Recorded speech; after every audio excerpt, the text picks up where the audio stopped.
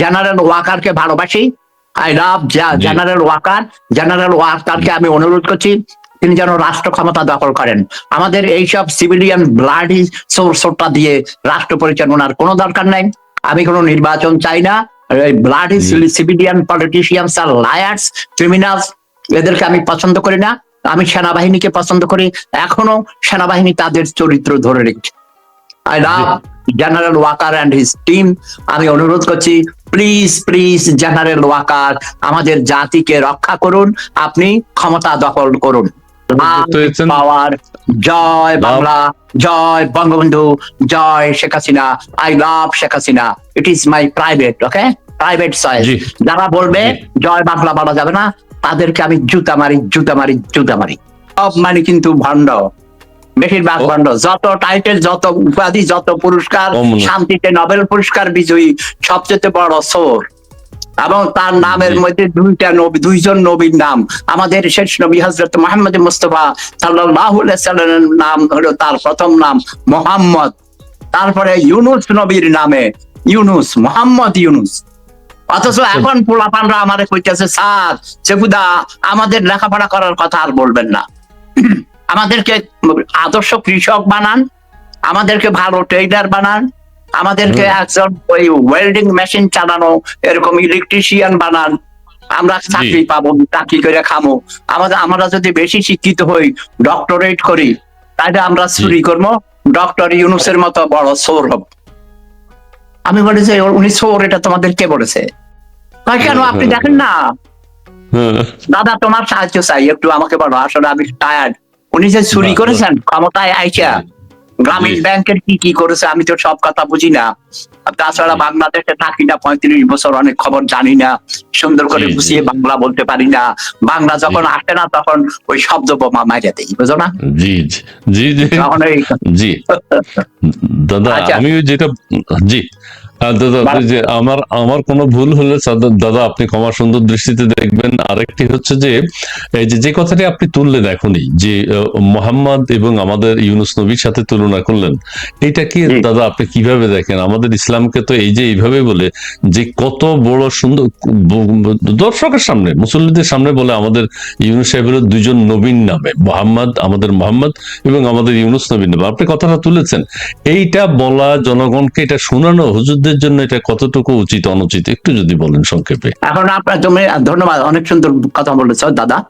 জি তুমি অনেক অনেক সুন্দর করে গুছিয়ে কথা বলো। তুমি একজন অভিনেতা, একজন কবি, লেখক, আবৃত্তিকার, অনেক বড় শিল্পী, আন্তর্জাতিক খ্যাতি সম্পন্ন, যিনি প্রমাণার অনুষ্ঠান জি জি স্থাপনা জি করে, তাকে জি জি চারটেখানি জি কথা না, অনেকে জানে না তোমার সম্পর্কে। তো জি জি তুমিও মাঝে মাঝে 2-4টা শব্দ বোমা মাইরো, তখন বলবে আরে, তখন মানে লাভ দিয়ে উঠবে, ঘুমের থেকে জেগে উঠবে, বুঝো না? মানে জি জি লিমিটের জি মধ্যে দিবা আর কি। জি যেমন জি জি অশিক্ষিত মূর্খ ছোট লোক গরিব 3 বেলা ভাত খাইতে হাসিনার সময়ে, এখন 1 বেলাও খাইতে পারছ না। এটা কোনো বিধি সম্মত হয় নাই।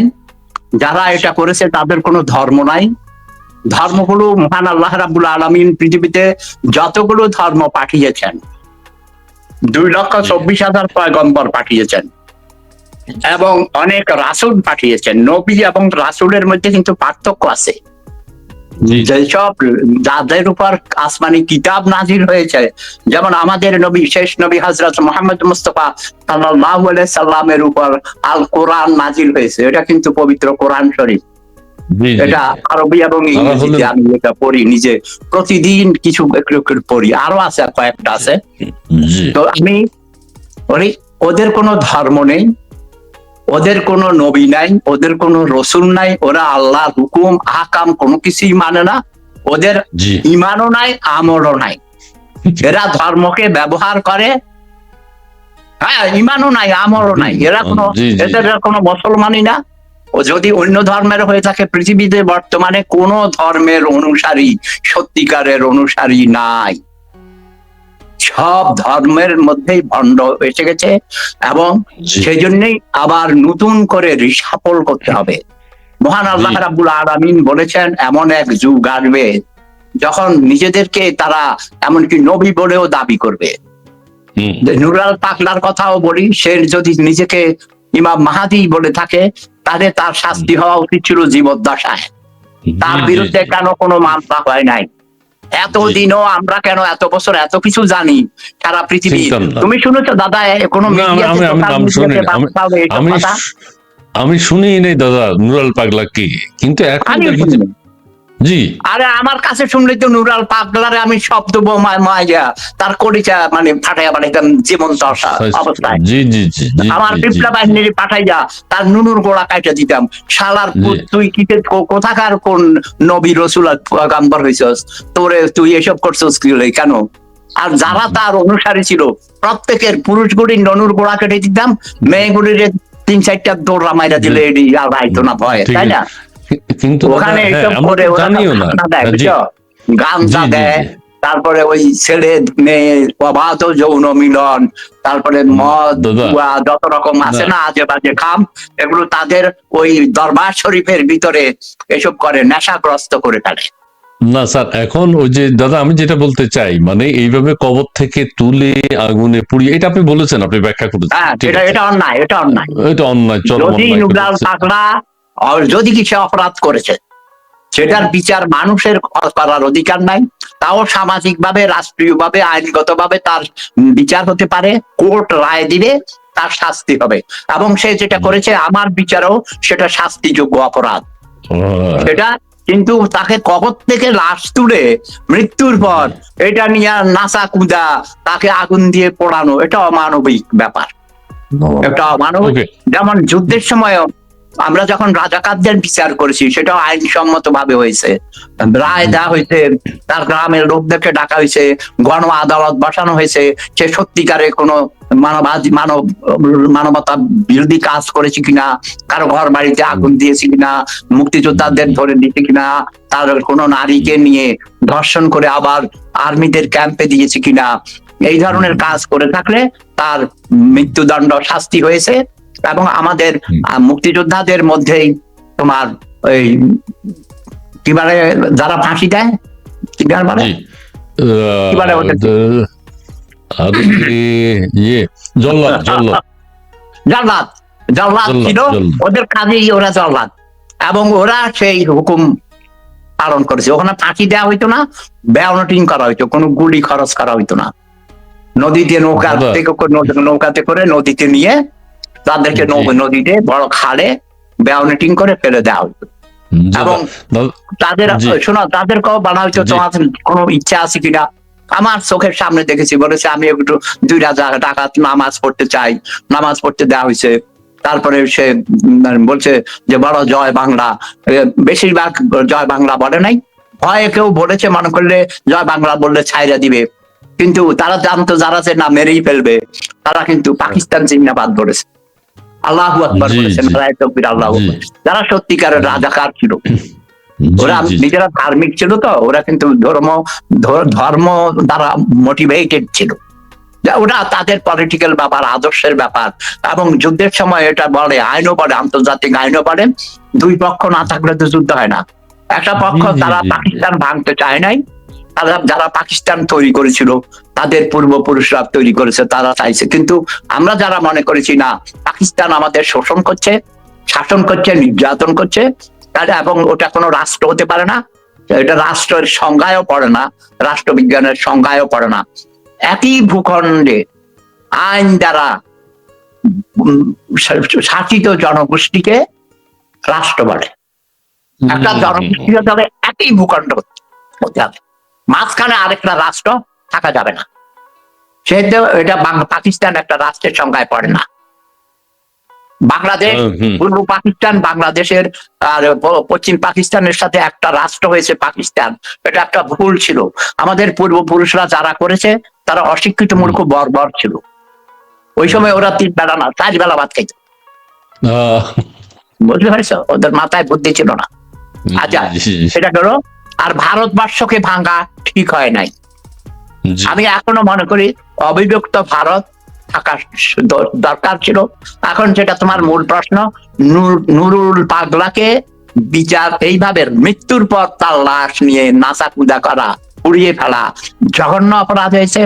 আমি সরকারের কাছে আকুল আবেদন জানাচ্ছি, সবার মাধ্যমে, সবাইকে নিয়ে এটার সুষ্ঠু তদন্তের মাধ্যমে সঠিক বিচার দাবি করছি। এইটুকু, এটা নিয়ে আর কথা বলতে এটা নিয়ে আর কথা- তারপরে না, এখন আবু আলম শহীদ খান। আবু আলম শহীদ খান, দাদা আপনি একটু কফি খেয়ে নেন। জি, আবু আলম শহীদ খান টক শোতে ব্যাপকভাবে পরিচিত এবং তিনি কথা বলতেন। সাবেক সচিব, দেশের গণতন্ত্র, 1971 সাল, মুক্তিযুদ্ধ, স্বাধীনতা, বাংলাদেশের সার্বভৌমত্ব, সমস্ত কিছু নিয়ে সরকারের ভালো কাজের আলোচনা, মন্দ কাজের সমালোচনা করতেন, দেশবাসীকে সচেতন করতেন। এটা অত্যন্ত স্বাভাবিক। এবং আপনার প্রিয় যে কলিমুল্লাহ, নাজমুল হাসান কলিমুল্লাহ স্যার, তাকেও গ্রেফতার করা হয়েছে। আবুল বারাকাতকে গ্রেফতার করা হয়েছে। কামাল পাশা চৌধুরী একজন চিত্রশিল্পী, তাকে গ্রেফতার করা হয়েছে। অর্থাৎ সবাইকে একে একে যারা কথা বলেন, যারা সরকারের ভুল ত্রুটি ধরিয়ে দেন, তাদেরকে গ্রেফতার করা হচ্ছে। তার সর্বশেষ মাঝখানে 16 জন মুক্তিযোদ্ধার পক্ষে যারা রিপোর্টার্স ইউনিটে গেছেন, তাদেরকে গ্রেফতার করা হয়েছে। এবং সর্বশেষ সংযোজন হলো স্যার আপনার আবু আলম শহীদ সচিব, খান। সাবেক সচিব আবু আলম শহীদ খান। এই বিষয়টি আপনি একটু স্যার ব্যাখ্যা করেন। আবু আলম শহীদ খান একজন সিনিয়র সচিব হিসেবে রিটায়ার করেছেন। তিনি অত্যন্ত সৎ এবং মেধাবী একজন আমলা ছিলেন।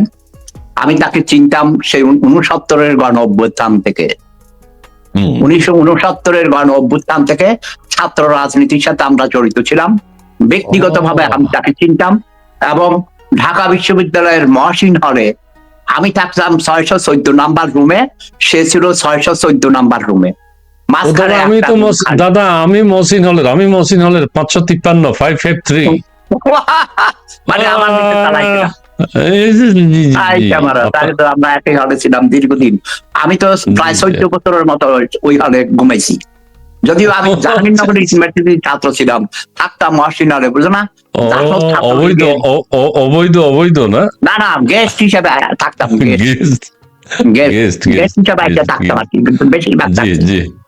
তো তাহলে আমি তাকে চিনতাম এবং তার সাথে আমার কথা হয় গত প্রায় 5-6 মাস থেকে। অনলাইন থেকে তাকে আমি আবিষ্কার করেছি। আমি দেখার পর তাকে তার কথা কি আমাদের লাইনের কথা বলে, সে দেখি আমাদের বৈজ্ঞানিক সমাজতন্ত্রের লাইনের এই ধরনের, যেমন আমার পরম শ্রদ্ধা গুরু সিরাজুল আলম খান দাদা, মানে বিভিন্ন বাণী নিয়ে কথা বলে, সরাসরি বলে না। তো আমি একদিন কোন একজন সাংবাদিকের মাধ্যমে 5-6 মাস হবে মনে হয়, বললাম যে ওনার আবু আলম শহীদ খানের একে আমার চিনা মনে হয়, তার টেলিফোন নাম্বারটা একটু দিও তো। সাথে সাথে দেওয়ার পর আমি টেলিফোন করলাম, পরে সে তো শুনে, সেবু লাভ ইজ পাওয়ার, সেবুদা আমি তো আপনার ভক্ত, আপনাকে আমি চিনি, আমরা পাশাপাশি রুমে ছিলাম মহসিন হলে, আমরা একই পার্টি করতাম, ছাত্রলীগ করতাম, গণবাহিনী করেছি, মুক্তিযুদ্ধ। এবং লাস্ট আমার সাথে যেদিন কথা হলো, আমি কই তুমি কোথায় ট্রেনিং দিয়েছো? ও বললো যে আগরতলায় মেলা ঘরে। আমরা আগে ওখানকার ট্রেনার ছিলেন সুবেদার মেজর শামসুল হক, আমার আপন, মানে যেটি আমার ভাই, আমার মামা হতো। তারপরে আমি বললাম যে আরে খাইছি, তুমি তো দেখি আমি যেখানে আমার পদধূলা, সেখানে তোমারও পদধূলি পড়েছে নাকি? এখন তো দেখা যায় তুমিও সেই মানে ওই মহসিন হলের ডাইল খাইছ। গ্লাসে করে খেতাম দাদা, গরম পানি হিসেবে খেতাম আর কি। অনেকে আসছিল শুধু ভাত আর ডাইল, তরকারি একটু দিত না দিল, বা এক গামলা ভাত খাইয়ে ফেলাইতো। ওরা নাস্তা খাইতো না, নাস্তারে ট্রিক্সে ফালাই দিত, তাই না? দাদা ওই যে রফিকুল আলম দুলাল ইটালি থেকে বলতেছে, বুঝছেন, সেফুদার মুখ থেকে আজকে ডাকসুর নির্বাচন নিয়ে কিছু শুনতে চাই। এই যে বাংলাদেশের বাংলা, আমি পরিষ্কার করে দিই, আমি খুব বিক্ষুব্ধ। আমি বাংলাদেশিদের ঘৃণা করি, বাংলাদেশকে ভালোবাসি। বাংলাদেশে বর্তমানে যত নাগরিক আছে তার 99% আমি ঘৃণা করি। তাহলে বাংলাদেশ নিয়ে আমি কোনো কথা বলতে চাই না। আচ্ছা ঠিক আছে, বাঙালিরা চোর, মৃত্যু, টোকাবাজ, প্রতারক, এরা বেঈমানের জাত। জাতির জনক বঙ্গবন্ধু শেখ মুজিবুর রহমান যার সারা জীবন বিসর্জন দিয়েছেন এই জাতিকে মুক্তি করার জন্য, একটা স্বাধীন সার্বভৌম রাষ্ট্র করে দিয়েছে। আমার মেরুদণ্ড ভাঙ্গা ভাই, আমার দরকার আছে, আমার কোটি সুন্দরী তরুণীরা লক্ষ টাকা দামের পাঞ্জাবি পাঠায়, আমি এখানে যে পেনশন পাই, আমি হলিউডে অভিনয় করলে লক্ষ নয় কোটি টাকা পাই, তুমি তো নিজেই বুঝো। এখানে সেকেন্ড হিসেবে টাকা হিসাব করা হয়। আমি নিজে ইচ্ছা করে যাই না, আমার বলছে আমার এত টাকার দরকার নেই ভাই, আমার আই নিড রেস্ট, আমি অসুস্থ, ওকে, সারা জীবন অনেক কাজ করছি, কোটি কোটি কত হাজার কোটি টাকা কামাইছে আমি জানি না, এবং এগুলো সব নারীদের শিক্ষা, নারী ও শিক্ষার শিক্ষা জন্য আমি শিক্ষা নারী শিক্ষা, বেশিরভাগ এগুলোকে কাজে লাগিয়েছি।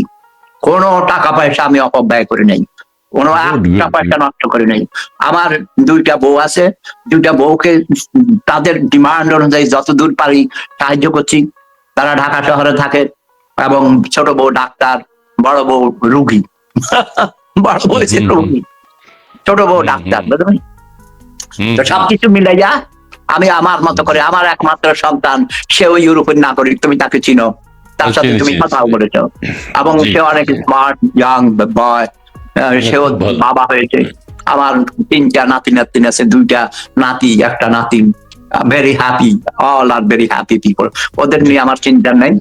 জন্মদিন আর বিভিন্ন অনুষ্ঠান হইলে যতদূর পারি আমি গিফট পাঠাই। জি এবং দাদা, আহমেদুল্লাহ জন্য আমার বলছেন চিন্তা ইউনুস। করতে হবে না, তাদের জন্য ঘর বাড়ি রেখে দিতে হবে না। ওরা ইউরোপের নাগরিক, ওদের মৃত্যুর পর ওদের লাশ কি করবে? ওই নুরা পাগলার মতো পড়াবে না, ওটা ওদের ধর্মীয় মতে, ইসলামিক কায়দায় এদেশের সরকার তাদের সৎকার করবে। তুমিও কানাডার নাগরিক, তোমার বউ বাচ্চাদের লাশের চিন্তা তোমাকে করতে হবে না, তোমারটারও করতে হবে না। এটা সরকারের, সেই দেশের রাষ্ট্রের এটা দায়িত্ব। আর আমার নিজের লাশ আমি ভিয়েনার মেডিকেল ইউনিভার্সিটিতে দান করে দিয়েছি গবেষণার জন্য। ছাত্রছাত্রীরা আমার লাশ নিয়ে গবেষণা করবে, এটা কবর দিতে হবে না।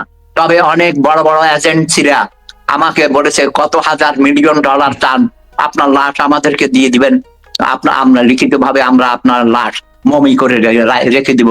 আমাকে বলেছে, আপনার এই যত কিছু ব্যবহার করেন কোনো কিছু ফেলবেন না, এগুলো নাকি নিলামে বিক্রি করবে। এগুলি বলতেছে এগুলো আমাদেরকে আপনি বলে যান, মুখে দিলে হবে, লিখে দিলে আরো ভালো। আমি বলছি, আমি কোনো কিছুই করে যাব না, শুধু আমার লাশ ওটা অথরাইজ করেছি, বাকি সব কোথায় কি থাকলো, আমার লেখা, এমনকি আমার কত হাজার হাজার লেখা কোথায় পড়ে আছে, এগুলো আমি বলেছি যেমন আছে তেমনই থাকবে, যার খুশি সেভাবে রাখবো। তো বই একটা আকারে ছোট্ট বের করবেন কবিতা, না। দাদা এক জি সেকেন্ড, কথা প্রসঙ্গে এসে দেখে একটা জি, ছোট্ট জি, কবিতা আমার জি, জি, প্লিজ। নিজের লেখা। আর তুমি আমার কবিতা পড়েছো, অনেক সুন্দর হয়েছে, অনেক জি, জি, প্রশংসা করেছে সবাই। স্বপ্নীল ওটা শোনার পর আমাকে টেলিফোন করেছে, আব্বু উনি তো মানে অনেক সুন্দর, ইসমাইল আঙ্কেল অনেক সুন্দর এটা আবৃত্তি করেছে।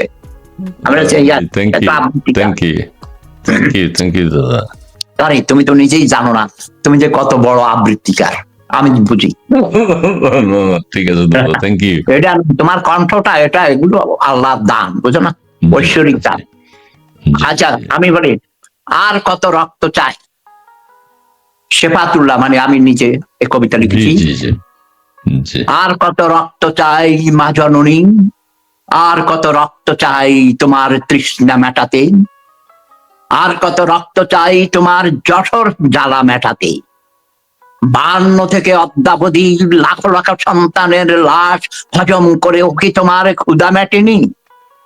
সাগর উপচে পড়া রক্ত পানে ও কি তোমার তৃষ্ণা মেটেনি। আরো কত সন্তানের প্রাণ বলি চাই তোমার, ক্ষমতার মোহে উন্মাদ তোমার যে সন্তানেরা তাজা প্রাণ কেড়ে নেয়, তারা কি তোমার কুলাঙ্গার সন্তান নয়? আর কত রক্ত পেলে তুমি শান্ত হবে মা জননী, আর কত লাশ পেলে তুমি শান্ত হবে রাক্ষসী মা। আর কত মায়ের বুক খালি হলে তুমি সুখী হবে মা, আর কত নারী বিধবা হলে তোমার প্রতিশোধের নেশা মেটবে মা। আর কত কাল ধরে চলবে তোমার রক্তে রক্তের হোলি খেলা, পরাতে তোমায় বরণ মালা। 30 কোটি বাঙালির হে বঙ্গ জননী, রেখেছ ভুয়া ধর্মের দাস করে মুক্ত স্বাধীন স্বনির্ভর করণী। মানে কঠিন শব্দে, মানে এই কবিতাটা আমাকে দেবেন আপনি, কাইন্ডলি যদি আমাকে দেন, আমি আবার আপনার মতো পড়া হবে না। আমি আবারও বলি, আপনার যে ফিলিং নিয়ে আপনি বলেন সেটা হয়তো ওই আবৃত্তিকার বা আমি যদি পড়ি আমার ভিতর থেকে আসবে না, তবুও চেষ্টা করবো দাদা। না না, তারপরে তুমি যে কটা আবৃত্তি করেছো অনেক সুন্দর হয়েছে। আর তোমাকে তো দিয়েছি, ওগুলো থেকে পড়বা, এটা দেই নাই না, এটাও দিব না, এটা দেন না, এটা দেন না। আমি আর বেশিক্ষণ কথা বলতে পারবো না দাদা, আমার নিষেধ বুঝছো ইলেকট্রনিক্স ডিভাইসে। কারণ আমার জি। ওই দিক দিয়ে আমার অনেক কালকে হাসপাতালে ছিলাম, অনেক চেক আপ করছে, আমাকে বলেছে আপনার মোবাইল আমরা নিয়ে যাব, আমাদের গোপন রিপোর্ট আছে, আপনি এই সারাদিন কথা বলেন। মোবাইলে মানে কথা বলেন, আমাদের আমরা দেখি আপনার ভিডিও, সব কথা তো বুঝি না, এগুলো আমরা দেখি, আপনি ওয়ার্ল্ড সেলিব্রিটি, আপনার কোটি কোটি ভক্তবৃন্দ আছে, এসব আপনি এগুলো ইয়ে করতে হবে, আপনাকে আমাদের পৃথিবীর জন্য বেঁচে থাকতে হবে। বাহ বাহ বাহ। তারপরে আমার অনেক দাম দেখা যায় দাদা। ডিমান্ড মানে আপনার সারা পৃথিবীতে ওয়ার্ল্ড সেলিব্রিটি হলে আপনি যে কোনো জায়গায় তারপরে যাবেন। কচি কচি সুন্দরী তরুণীরা বলতেছে, আমি জি, হ্যাঁ, বাড়াইয়া বলি, বলতেছে। যেমন আমার বয়স হলো আসলে বয়স 71 বছর, মিশা কথা করি হ্যাঁ। কই, আমি কই আমার বয়স 100 বছর হইতে 21 বছর বাকি। তারপরে মানে মেয়েদেরকে একটু দূরে সরিয়ে রাখার জন্য, হ্যাঁ, হ্যাঁ, যদি শুনে বুঝছি, বুড়া বুঝছি, বুড়া বুঝছি। দাঁত নাই, মাথায় টাক, হ্যাঁ। হাত পাও চিকন, পেট মোটা, তারপরে কয়, তারপরে এরা কয় না 200 বছর বয়সেরা তোমাকে ভালোবাসে। আমি কেন? আমার অনেক কথা টাকা আছে, পছন্দ। মানে করলে মারা যাবে, পাবা জায়গা জমি, বারবারে বিয়ানাতে আইতে পারবা, এই জন্য নাকি? হুম। তোমাকে ভালোবাসি, তুমি অনেক ভালো মানুষ, সত্য কথা বলো, অন্যায়ের প্রতিবাদ করো। জি জি জি জি। তো এখন আমি যেটা বলছি যে এই লতিফ সিদ্দিকী সহ যারা 71 মঞ্চ, হুম। তারা কোনো অপরাধ করেনি, তারা কোনো সরকার পরিবর্তনের চক্রান্ত করতে সেখানে যায়নি। বলা হয়েছে আবু আলম শহীদ খানও নাকি সেখানে গিয়েছিলেন, হতে পারে।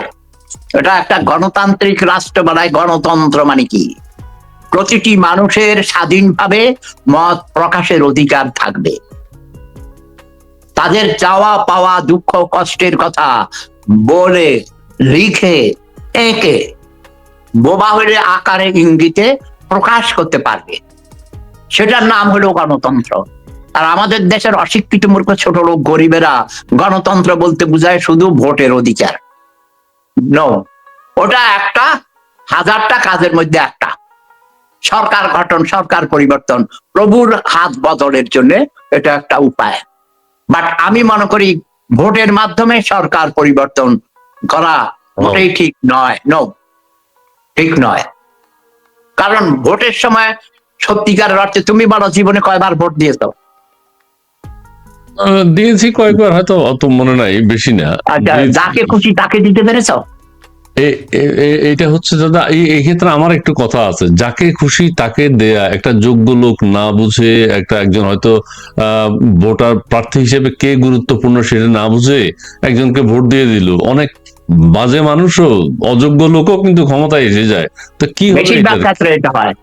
এবং যেটা জি। বললাম যে ওই ভোট কেন্দ্র দখলে যায় আমাদের গ্রামে গত চেয়ারম্যান নির্বাচনের সময়, একটা মানে শুধু একটা চেয়ারম্যানের একটা ব্যালট পেপার দেওয়া হয়েছে আমাদের চেড়িয়ারা সরকারি প্রাথমিক বিদ্যালয়ের কেন্দ্রে। আমার বড় ভাই মরহুম শামসুলহুদা মজুমদার, তিনি আওয়ামী লীগের সভাপতি ছিলেন, হেডমাস্টার ছিলেন, রিটায়ার্ড মুক্তিযুদ্ধের সংগঠক, মুক্তিযোদ্ধা ছিলেন, জমিদারের নাতিপুতি, 200 জনের উপর লন্ডনে থাকে।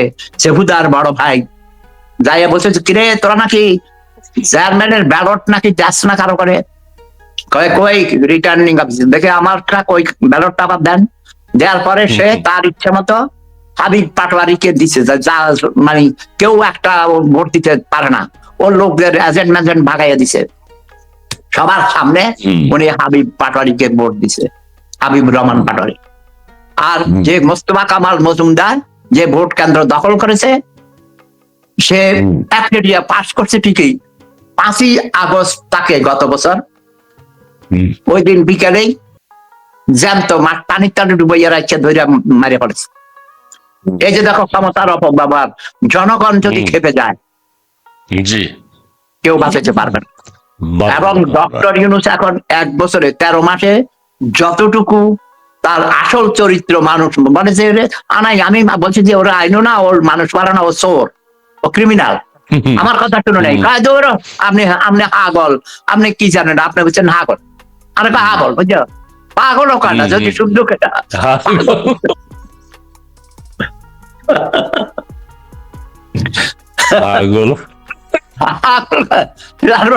এখন বুঝুক আমি পাগল না তারা পাগল, তাই না দাদা? দাদা দাদা 2-1টা ইয়ে পড়বো নাকি? আপনি একটু রেস্ট নেন তাহলে, দর্শকদের একটু। তুমি কিছু পড়ো। জি, আপনি আপনি একটু শুনেন। জি জি, দর্শক বন্ধুরা আপনারা লাইভ অশিক্ষিত মূর্খ ছোট লোক গরিব হাঁটু হবার সময় 3 বেলা ভাত খাইছি, এখন 1 বেলাও খাইতে পারছ না, এটা শব্দ বোমা হয়েছে না? শব্দবোমা শব্দবোমা এটা বইয়ের ভাষায় শব্দবোমা হয়েছে দাদা। আই লাইক ইট, আমার খুব ভালো লাগছে, দর্শকদেরও ভালো লাগবে। জি, এটা সুদখোর ইউনূস হটাও বাংলাদেশ বাঁচাও। তারপরে অনেকে অনেক কথা লিখে যাচ্ছেন। প্রিয় দর্শক, আপনারা লাইভটি শেয়ার করে দিবেন এবং আপনাদের পছন্দের আচ্ছা। আজকে সেফুদা ওকে দাদা, জি হ্যাঁ বুঝেছি, ওরা একই জিনিস রিপিট করছে, এখন দুটাই জিনিস। ডাকসুর নির্বাচনে আমি একটা মেয়ে, আমি তার চেহারাও দেখি নাই, ছবিও দেখি নাই, তার সম্পর্কে কিছু জানি না, সম্ভবত তার বাড়ি চিটাগং, তার কথার অ্যাকসেন্টে কিছু বোঝা গেছে, এবং সে তার একটা সাক্ষাৎকার আমি শুনছিলাম শুয়ে শুয়ে, ওই বেডে শুয়েছিলাম, আমার ল্যাপটপ অন ছিল, আমি উঠে চেহারাও দেখি নাই। নাম শুনেছি ওবামা ফাতিমা মনে হয় নাম, উমামা উমামা উমামা উমামা না, উমামা ফাতিমা। জি, এবং সে যদি ভিপি হয় আমি খুব খুশি হব। আমার কাছে তার কথাবার্তা শুনে তার ফিউচার প্ল্যানিং গুলো অত্যন্ত কনস্ট্রাকটিভ, খুবই সুন্দর।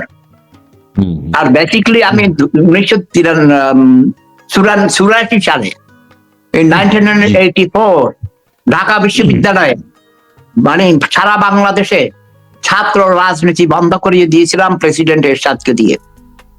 এর কারণ হলো আমি ঢাকা বিশ্ববিদ্যালয়ে আমি তখন জাতিসংঘের উপদেষ্টা, এবং আমি ক্রেডিট স্পেশালিস্ট হিসেবে এবং তোমার প্রজেক্ট অ্যাপ্রেজার হিসেবে আমি এক্সপার্টাইজ ডেভেলপ করেছিলাম, এমনকি সচিবদেরকে ট্রেনিং দিতাম। তো আমাকে ঢাকা ইউনিভার্সিটি তখন তুমি কি ইকোনমিক্স ডিপার্টমেন্ট নাকি দাদা? না, সোশিওলজি সোশিওলজি ভেরি গুড, আমি ভালো জি হ্যাঁ সোশিওলজিতে কামালও পড়েছিল। তো যাই হোক, তো আমি ওখানে আমাকে প্রায় ডাকা হইতো এক্সটার্নাল এক্সপার্ট হিসেবে ইকোনমিক্স ডিপার্টমেন্টে ক্লাস নেওয়ার জন্য। আমি একটা ক্লাস নিয়ে জাস্ট বাহিরে যাব, আরে গুড়ি, বৃষ্টির মতো গুড়ি তোমার ইয়েতে কলা ভবনে, ইকোনমিক্স ডিপার্টমেন্ট সেখানে। তো প্রফেসর ডক্টর লতিফুর রাজা চৌধুরী ছিলেন হেড অফ দি ডিপার্টমেন্ট। উনি আমাকে অনুরোধ করতেন যে স্যার প্লিজ আপনি মাঝে মধ্যে আমাদের একটু সময় দিবেন, আমাদের সিনিয়র স্টুডেন্টদেরকে একটু ক্লাস মানে পড়াবেন। তো আমি মাঝে মধ্যে যেতাম। তো যখন গোলাগুলি শুরু হলো, আমি তো মুক্তিযোদ্ধা, ফট করে আমি ফ্লোরে শুয়ে গেছি, ক্রোলিং করে করে আবার ওনার দরজা বন্ধ করে পাঠাচ্ছিল, টোকা দিয়ে পর উনি দরজা খুললেন, খোলার পর দ্রুত ব্যাগে কয় স্যার ভিতরে ঢুকুন, ঢুকছি, দরজা বন্ধ করে রেখেছে। 5-6 ঘন্টা আমরা বন্ধ ছিলাম।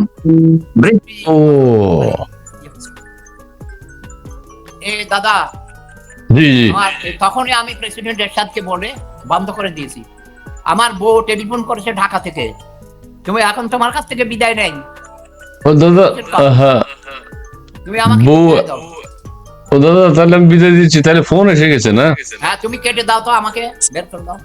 ও দাদা রে, তাহলে দর্শকদেরকে কি বল দাদা, এটা কি 1 মিনিট পর আপনি ফোন করবেন, তাহলে আনুষ্ঠানিক ভাবে শেষ করি। হেড অফিস থেকে তো আমরা একটা বকা দিবে, তারপর দ্রুত তাকে আমাকে বিদায় দাও দাদা, কেমনে কেমনে এই যে আমি শেষ করে দিচ্ছি দাদা, অনেক ধন্যবাদ। প্রথম কথা হচ্ছে আপনার পাঞ্জাবিটা খুবই সুন্দর, আজকে ঝলমলে পাঞ্জাবি দর্শক দেখেছে, দর্শক আপনাকে দেখে মুগ্ধ হয়েছে এবং আপনার কথাবার্তা শুনে সবারই ভালো লাগছে। আমাদের সেনাবাহিনীকে নিয়ে কথা বলা উচিত ছিল, সেটা সেনাবাহিনীর কথা বলতে চাই না, বাট আমি জেনারেল ওয়াকারকে ভালোবাসি। আই লাভ জেনারেল ওয়াকারকে আমি অনুরোধ করছি তিনি যেন রাষ্ট্র ক্ষমতা দখল করেন। আমাদের এইসব সিভিলিয়ান ব্লাডি সোর্সটা দিয়ে রাষ্ট্র পরিচালনার কোনো দরকার নাই। আমি কোনো নির্বাচন চাই না। ব্লাডি সিভিলিয়ান পলিটিশিয়ানস আর লায়ার্স, ক্রিমিনালস, এদেরকে আমি পছন্দ করি না। আমি সেনাবাহিনীকে পছন্দ করি, এখনো সেনাবাহিনী তাদের চরিত্র ধরে রেখেছে। I love General Walker and his team. আমি অনুরোধ করছি প্লিজ প্লিজ জেনারেল ওয়াকার আমাদের জাতিকে রক্ষা করুন, আপনি ক্ষমতা দখল করুন।